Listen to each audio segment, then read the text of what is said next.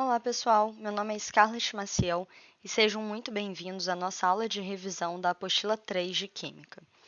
Então, nós vamos falar nesse vídeo sobre dispersões, soluções, concentração e diluição de soluções e uma introdução à termoquímica.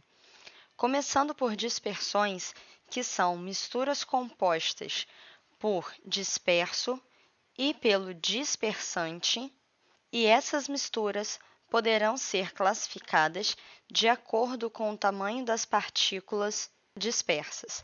Assim, elas podem ser uma suspensão, uma dispersão coloidal ou uma solução. A suspensão é uma mistura heterogênea, ou seja, é possível visualizar suas partículas dispersas a olho nu. A dispersão coloidal também é uma mistura heterogênea, porém suas partículas dispersas são menores, sendo visualizadas somente com o auxílio de um microscópio. Assim, a olho nu, parece ser uma solução homogênea. Existem alguns tipos de dispersão coloidal, e são eles: sol, emulsão, espuma, aerossol, sol líquido e gel. A solução é uma mistura homogênea, tanto a olho nu quanto com o auxílio do microscópio, ou seja, não é possível ver as partículas que estão dispersas. Na solução, o disperso é chamado de soluto e o dispersante é chamado de solvente.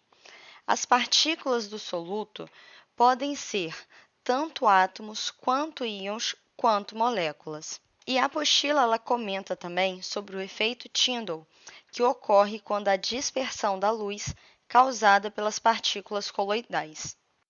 As soluções elas são muito estudadas em química e elas são compostas de soluto e de solvente. O soluto é aquele que é dissolvido, enquanto o solvente é o que dissolve. As soluções podem ser classificadas de acordo com o seu estado físico, pela natureza do soluto e pela quantidade de soluto. Quando nos referimos à classificação de acordo com o estado físico, podemos classificar a solução como sólida, na qual o soluto e o solvente são sólidos, como líquida, onde o solvente é líquido, e o soluto pode ser líquido, sólido ou gasoso, ou classificar também como uma solução gasosa, em que temos tanto o soluto quanto o solvente no seu estado gasoso. Ao pensar na natureza do soluto, a solução pode ser molecular, em que as ligações nas moléculas do soluto são ligações covalentes, ou uma solução iônica, em que as partículas são íons que se originam de compostos com ligações iônicas. E quando classificadas em relação à quantidade de soluto, podemos classificar em solução insaturada, supersaturada ou saturada. A solução insaturada possui pouco soluto dissolvido. A supersaturada é uma solução instável, pois a quantidade de soluto excede a capacidade de solubilidade do solvente. E a saturada possui a quantidade máxima de soluto dissolvida pelo solvente. Assim, a solução insaturada tem a quantidade de soluto abaixo do seu coeficiente de solubilidade. A supersaturada excede o coeficiente e a saturada está no limite desse coeficiente de solubilidade. O coeficiente de solubilidade é afetado pela pressão, mas é muito afetado pela temperatura, onde normalmente a solubilidade aumenta com o aumento da temperatura. E essa relação pode ser descrita em um gráfico que apresenta uma curva de solubilidade. Ainda falando sobre soluções, é importante em determinadas situações saber o quanto de soluto temos dissolvido no solvente, Então, temos que falar sobre as concentrações da solução. Diversas são as unidades utilizadas e cada uma delas possui uma relação específica entre soluto e solução ou entre soluto e solvente. Falando da concentração comum, a relação ocorre entre a massa do soluto por um volume de solução. Sua fórmula é C igual à massa do soluto em gramas sobre o volume da solução em litros, resultando em uma unidade gramas por litro. A concentração molar relaciona o número de mols do soluto por volume da solução.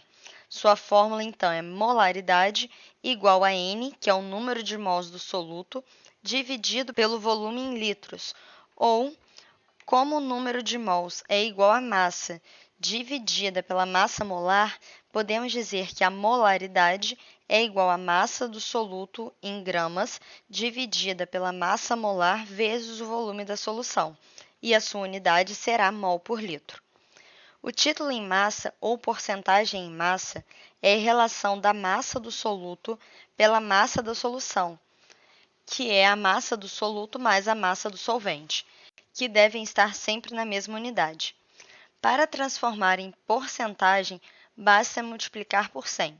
O título em massa não possui unidade e, se for em porcentagem, acrescenta-se o símbolo de porcentagem. O título por volume relaciona o volume do soluto por volume de solução, ambos na mesma unidade, e assim como no título em massa, não possui unidade. Partes por milhão é utilizada em casos em que a solução possui muito pouco soluto.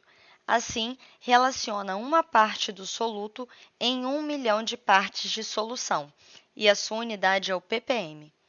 Além dessas concentrações, a apostila traz a comparação entre o grau INPM e o grau GL, ambos utilizados no álcool hidratado.